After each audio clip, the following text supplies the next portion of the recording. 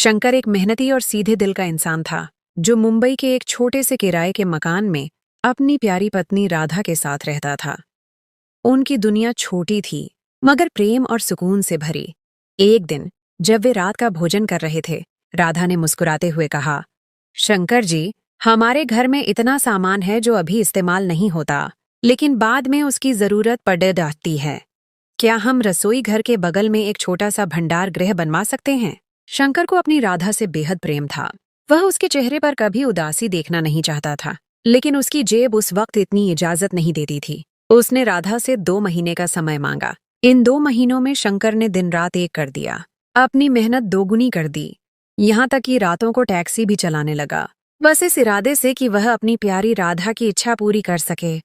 2 महीने बीतते ही शंकर ने इलाके के मशहूर मिस्त्री राम भाई और मजदूरों को बुला लिया, और कुछ ही दिनों में रसोई घर के साथ एक छोटा सा कमरा तैयार हो गया। राधा उसे देखकर बेहद खुश हुई। शंकर ने सोचा कि अब उसके जीवन में खुशियां वापस आ जाएंगी। बदलते व्यवहार और शंकर की चिंता। लेकिन कमरा बनने के बाद शंकर ने महसूस किया कि राधा का व्यवहार असामान्य रूप से बदल गया है। वह अब पहले जैसी हंसमुख नहीं रही थी, बल्कि काफी चिद्दी रहने लगी थी, और अक्सर उसे अकेले में छिप छिप कर रोते हुए भी देखा गया। शंकर का ध्यान कभी उस कमरे की तरफ नहीं गया कि शायद यही उसकी परेशानी की वजह हो सकती है। उनकी शादी को कई साल हो गए थे, मगर कभी किसी बात पर झगड़ा नहीं हुआ था।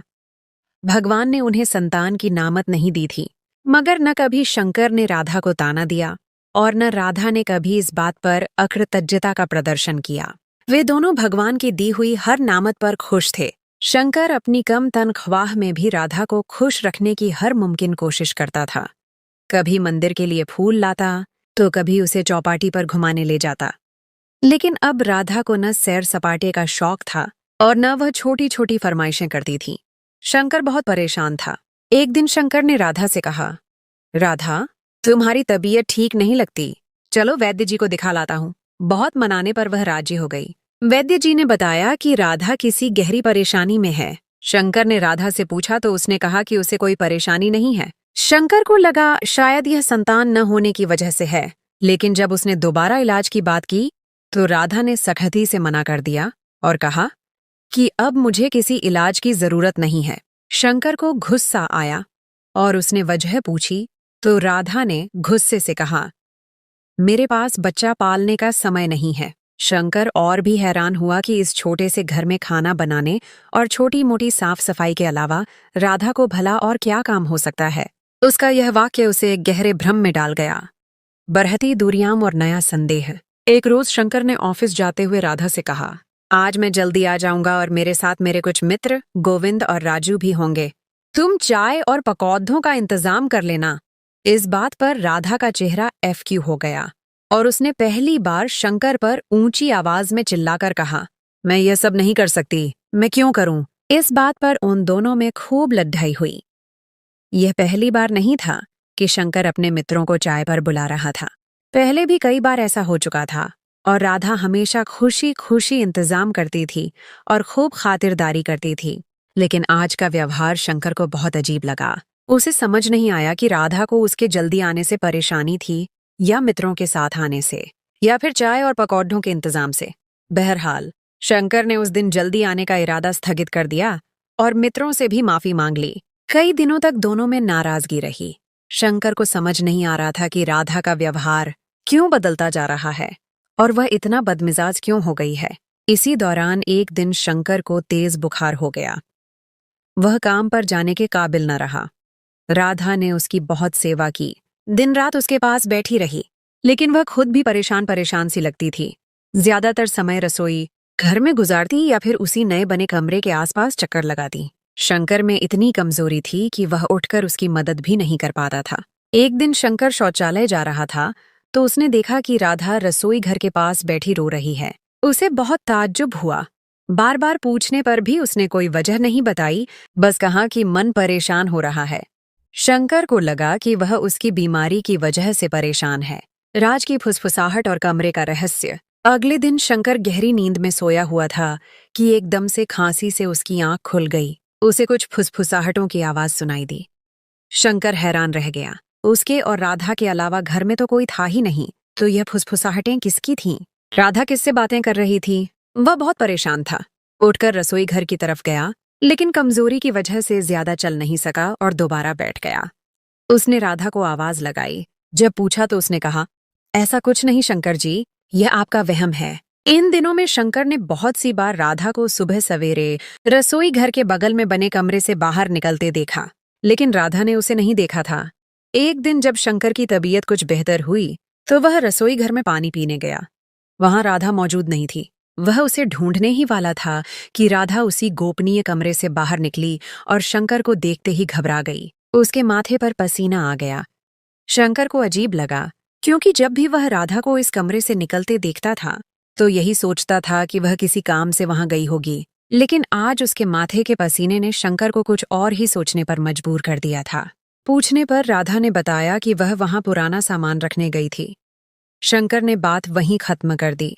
वह अपनी बीमारी में राधा की सेवा से इस कदर प्रभावित था कि और अधिक बहस नहीं करना चाहता था। अबोधगम्य स्थिति और गुरुजी का परामर्श। कुछ दिनों बाद जब शंकर ऑफिस के लिए उठा, तब भी राधा कमरे में नहीं थी। उसने सोचा वह रसोई घर में उसके लिए नाश्ता तैयार कर रही होगी। रसोई घर गया तो वह वहां भी मौजूद नहीं थी। उसने शौचालय और घर का कोना कोना जांच लिया, लेकिन राधा कहीं नहीं थी। शंकर घर से बाहर निकलने ही वाला था कि कुछ आवाजें उसके कानों में पड़ ढीं। उसे आवाज समझ नहीं आई, लेकिन इतना अंदाजा हुआ कि यह आवाजें उसी असामान्य कमरे से आ रही हैं। उसने दरवाजा खींचा तो वह अंदर से बंद था। शंकर अभी परेशानी में ही था कि राधा पीछे से आ खड़ी हुई। जब शंकर ने पूछा कि वह कहाँ थी, तो उसने उससे कहा कि वह सामान व्यवस्थित करने के लिए उस कमरे में मौजूद थी। अब की बार शंकर ने उसे यह नहीं बताया कि उसने इस कमरे में कुछ आवाजें भी सुनी हैं, चूंकि वह इस बात की तह तक जाना चाहता था कि आखिर क्या है इस कमरे में, जो बार बार राधा वहां मौजूद होती है, और ये कौन सी आवाजें हैं जो उसे परेशान कर रही हैं। शंकर दिन रात इस परेशानी में घुलता जा रहा था। ये परेशानी उसे खाए जा रही थी कि ऐसा क्या है जो उसे मालूम नहीं और राधा उससे छिपा रही है। उसने जब इस बात का जिक्र अपने बचपन के मित्र किशन से किया तो वह उसे करीब ही एक गुरुजी के पास ले गया। किशन ने कहा कि गुरुजी उसे वह बताएंगे जो आम इंसानों को मालूम नहीं होता। जब शंकर ने गुरुजी को सभी विवरण बताए तो उन्होंने कुछ समय लेकर उसे बताया कि उसके घर में कोई बुरी आत्मा आसीब का साया है, और वह आवाजें इंसानों की नहीं बल्कि आसीबों की हैं। पहले तो शंकर ने गुरुजी की बात पर विश्वास कर लिया, लेकिन उसका दिल संतुष्ट नहीं था। उसे नहीं लगता था कि यह किसी आसीब की आवाजें हैं। अब अक्सर ऐसा होता कि जब भी राधा छिपकर उस कमरे में जाती, शंकर उसका पीछा करता, लेकिन फुसफुसाहटें इतनी धीमी होती थीं कि उसे कुछ समझ नहीं आता था, और वह छिपकर राधा का पीछा करता रहता था। उसमें इतनी हिम्मत नहीं थी कि वह राधा से इस बारे में पूछता। उसे लगता था कि राधा ने उसकी आवाज बंद करवा दी है और वह कभी उससे इस बात के बारे में पूछ नहीं पाएगा। मानसिक उथल पुथल और बढ़ता क्रोध। आखिर वह क्या था जो शंकर को परेशान किए जा रहा था? उसे अपने उस दिन के फैसले पर बहुत पश्चाताप महसूस हो रहा था कि जब उसने राधा की बात मानकर वह कमरा बनवा दिया था। कभी उसे लगता था कि राधा किसी खास बुरी शक्ति के शिकंजे में आ गई है। कभी उसे लगता कि राधा इस दुनिया में इंसानों जैसी नहीं है, और कभी उसे यह भी ख्याल आता कि राधा एक दुष्चरित्र स्त्री है जो उससे छिप छिप कर इस कमरे में किसी से मिलती है। लेकिन वह कभी एक फैसले पर कायम नहीं रह पाता था कि किसी भी आधार पर अपनी राधा पर कोई आरोप लगाए। उसे कोई सुराग नहीं मिल पा रहा था। ऐसा नहीं था कि उसने उस दरवाजे को खोलने की कोशिश नहीं की, लेकिन उसे लगता था कि राधा 24 घंटे उस दरवाजे की पहरेदारी कर रही होती है। जब भी वह उसकी तरफ जाता, राधा उसे कोई न कोई काम कहकर वहां से हटा देती थी। शंकर बहुत परेशान रहने लगा था। अब उसके मन पर वह कमरा और उसके दरवाजे को खोलना हावी हो चुका था। लेकिन वह क्या करता? वह अपनी राधा को इस मामले में बताना नहीं चाहता था। वह खुद खोज लगाना चाहता था और राधा को रंगे हाथों पकड़ना चाहता था, मगर वह बहुत मजबूर हो चुका था। उसे समझ नहीं आ रही थी कि वह क्या करे। उसने जीवन में खुद को इससे ज्यादा बेबस कभी महसूस नहीं किया था। कभी कभी बहुत गुस्सा आता, दिल चाहता कि सब कुछ खत्म कर दे, राधा को तलाक दे दे और उसके सारे काले कारनामे सामने ले आए। मगर वह परेशान था कि उसके पास कोई सबूत न था। रहस्योद्घाटन और शर्मिंदगी का पल एक दिन शंकर ने पक्का योजना बनाई कि वह ऑफिस नहीं जाएगा और पूरा दिन अपनी राधा की हर गतिविधि पर नजर रखेगा। उस दिन राधा की काफी तबीयत खराब थी, वह बुखार में थी, तो शंकर ने उसे आराम करने की सलाह दी और खुद तैयार होकर ऑफिस जाने का नाटक किया। उसने राधा से कहा था कि तुम पलंग से न उठना, मैं खुद चला जाऊंगा। बाहर के दरवाजे के पास एक पुरानी अलमारी रखी थी। शंकर उसके पीछे छिप गया। उसे लगा कि राधा को महसूस भी न हुआ कि वह घर में मौजूद है। राधा धीरे से उठी, रसोई घर में गई और बड्ढी एहतियात से नाश्ता बनाया। शंकर देखकर हैरान रह गया कि वह नाश्ते की थाली और चाय के 2 कप लेकर उस बंद कमरे के दरवाजे को खोलकर अंदर चली गई। वह दरवाजे को ताला लगाए रखती थी। जब शंकर ने इस ताले के बारे में पूछा था तो उसने कहा था कि उसने अपना कीमती जेवर और जरूरी कागजात उसी कमरे में छिपाकर रखे हैं, क्योंकि अगर खुदा न खास्ता कोई चोर आ गया तो वह इस कमरे को टूटे फूटे सामान का कमरा समझेगा और इस कमरे की तरफ उसका ध्यान ही नहीं जाएगा। उसने कमरे का दरवाजा खोला और अंदर नाश्ता ले गई। शंकर 2 लोगों का नाश्ता और चाय के 2 कप देखकर हक्का बक्का रह गया। उसका जिज्ञासा और भी बढ़ गई। उसके घर में मौजूद होने के बावजूद राधा ने किसी और को इस घर में रखा हुआ है। शंकर गुस्से से खौल रहा था कि ऐसा कौन था जिसे वह दिन रात अपने साथ रखती है और शंकर से भी ज्यादा महत्वपूर्ण समझती है। वह अंदर ही अंदर टढ़ रहा था और मान चुका था कि राधा एक दुष्चरित्र स्त्री है जिसने उसके होते हुए किसी पुरुष से संबंध रखा है। शंकर जो इतने अरसे से यह समझता रहा था कि राधा या तो किसी आसीब के साये में है या कोई और मामला, अब उसे अपनी राधा से घृणा होना शुरू हो गई थी। उसके पैर कांपना शुरू हो गए थे। वह अपने भावनाओं पर काबू नहीं रख पा रहा था, लेकिन क्यूदम इतने भारी हो गए थे कि उस अलमारी से लेकर बंद कमरे के दरवाजे तक का सफर उससे तय नहीं हो रहा था। लगता था कि पैरों के नीचे से जमीन निकल गई है और किसी ने सर से आसमान भी छीन लिया है। वह अपने आप को इस भरी दुनिया में बेबस और लाचार आदमी समझने लगा था। ये कुछ मिनट उस पर इतने भारी थे कि लगता था या तो इस दुनिया से कूच कर जाए या फिर अपनी राधा को जान से मार दे। शंकर ही जानता है और उसका ईश्वर जानता है कि उसने उन चंद कूदमों का सफर कैसे तय किया। अभी वह कमरे के दरवाजे पर पहुंचा और उसके हाथ जो पसीने में लथपथ थे, उसका पूरा बदन पसीने में लथपथ हो रहा था और वह दरवाजे को खोलने के लिए अपने हाथों को झकझोर रहा था कि दोबारा फुसफुसाहटें कानों में आईं। वह अपने होश में न रहा। उसे तो ये फुसफुसाहटें पहले भी समझ नहीं आती थीं, तो उसने दरवाजा खोलते ही एक जोरदार चीख मारी और अपनी पत्नी को पुकारा, राधा। मगर यह क्या? यह दृश्य देखकर तो वह हक्का बक्का रह गया।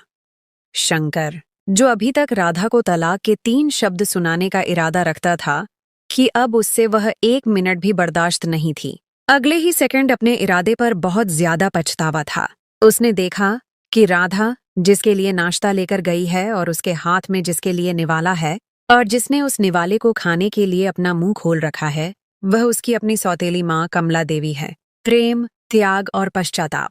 शंकर राधा को कितना गलत समझ रहा था। कभी उसे जादू टोना करने वाली स्त्री, तो कभी उसने उसको दुष्चरित्र समझा। शंकर की चीख की आवाज सुनकर राधा के हाथ से निवाला गिर गया और कमला देवी, जो उसे देखकर हक्की बक्की रह गई थीं, उनके माथे से पसीना छूटने लगा। शंकर को लगा जैसे किसी ने उसके कदम जमीन में गाड़ डाल दिए हैं। वह अपने आप को न जीवितों में पा रहा था न ही मृतकों में। राधा इतने अरसे से शंकर की मां को बंद कमरे में छिपाए उनकी सेवा किए जा रही थी। यह शंकर का फर्ज था, मगर वह अपने फर्ज से भागना चाहता था। वह अपनी सौतेली मां को कभी भी अपनी मां मानने पर तैयार न था। उसे वह शुरू से ही कबूल न थी। उसे लगता था कि उसकी सगी मां की मृत्यु की वजह भी उसकी सौतेली मां ही है। हालांकि वह जानता था कि ऐसा कुछ भी नहीं है, लेकिन मन से कुछ बातें बिल्कुल भी मिट नहीं सकती थीं और वह अपनी सौतेली मां को स्वीकार करने पर तैयार न था। राधा ने कई बार उसे दबे शब्दों में समझाया था कि मां आखिर मां होती है, चाहे वह पालने वाली मां हो या चाहे जन्म देने वाली। लेकिन इस बात पर शंकर की तीव्र नाराजगी ने राधा को जोर न देने पर मजबूर कर दिया था। राधा यह बात जानती थी कि शंकर अपनी सौतेली मां से बहुत नाराज है और कमला देवी बहुत मजबूरी में राधा से मदद मांगने के लिए आई थीं, क्योंकि उनके पति शंकर के पिता के मरने के बाद मकान मालिक ने उन्हें घर से निकाल दिया था और उनके पास रहने को कोई ठिकाना नहीं था। राधा दयालु स्त्री थी। वह शंकर की मां को अपनी मां जैसा मानती थी लेकिन घर में अनबन न हो, इस वजह से उसने शंकर से यह बात छिपाए रखी और शंकर की मजबूर माँ को अपने घर में जगह भी दी। वह बहुत परेशानी की स्थिति में रहती थी, क्योंकि वह दोनों तरफ से फंस चुकी थी। एक तरफ पति था, तो एक तरफ उसके दिल में दयालुता थी कि वह शंकर की माँ को भी अपनी माँ का दर्जा देती थी। राधा का इतना बड्ढा मन देखकर शंकर शर्म से पानी पानी हो गया। उसने राधा को और अपनी सौतेली माँ को अपने बिस्तर पर बिठाकर नाश्ता करवाया और सभी घटनाएं सुनकर वह इतना रोया कि राधा और उसकी माँ के चुप करवाने पर भी उसकी हिचकियां नहीं रुक रही थीं। उसे लग रहा था कि कोई आए और उसके हाथ काट दे। उसे लग रहा था कि वह एक चोर है। ऐसा लगता था कि उसने किसी के हक पर डाका डाला है। आज उसे समझ आ गई कि इंसान का धनवान होना ही काफी नहीं होता, बल्कि अगर उसके दिल में नर्म कोना और इंसानियत हो तो वह राधा जैसे लोगों की तरह महानता का प्रदर्शन कर सकते हैं। एक नए आरंभ की किरण और उज्ज्वल भविष्य। इस घटना के बाद शंकर और राधा की जिंदगी पूरी तरह बदल गई। शंकर ने अपनी माँ को घर के एक सम्मानित सदस्य के रूप में स्वीकार किया और उनकी देखभाल की जिम्मेदारी खुद ले ली। राधा को अब और छिपाने की जरूरत नहीं थी और उसके चेहरे पर फिर से वही मुस्कुराहट आ गई जो एक अरसे से गायब थी। शंकर ने महसूस किया कि उसकी पत्नी का चिद्धापन, उसकी परेशानी और वह सभी बातें जो उसे समझ नहीं आ रही थीं, दरअसल एक महान त्याग और प्रेम का परिणाम थीं। शंकर ने उस दिन के बाद से अपनी सौतेली माँ को देवी जी कहकर पुकारना शुरू कर दिया। उसने महसूस किया कि अब उसके जीवन में एक नया सुकून आ गया है। उसके और राधा के रिश्ते में और अधिक गहराई आ गई थी, जो विश्वास और समझदारी की नींव पर कायम था। इस कहानी ने उन्हें सिखाया कि कभी-कभी जो चीजें हमें परेशान करती हैं, वह दरअसल किसी गहरे राज या किसी महान पुण्य का आवरण हो सकती हैं, और प्रेम, धैर्य और सच्चाई के साथ हर मुश्किल का सामना किया जा सकता है। दोस्तों, ये कहानी हमें सिखाती है कि रिश्ते संदेह से नहीं, बल्कि विश्वास से बनते हैं। और कभी-कभी हमारे सबसे करीबी लोग भी एक ऐसा बोझ उठा रहे होते हैं जिसका हमें अंदाजा नहीं होता। क्या आपकी जिंदगी में भी ऐसा कोई राज या ऐसा कोई पल आया है जब आपने किसी को गलत समझा हो? अपने विचार हमें कमेंट्स में जरूर बताइएगा। अगर आपको यह कहानी पसंद आई है तो इसे लाइक करें, शेयर करें और हमारे चैनल को सब्सक्राइब करना न भूलें। मिलेंगे आपसे किसी और शानदार और शिक्षाप्रद कहानी के साथ। तब तक के लिए अपना ख्याल रखें।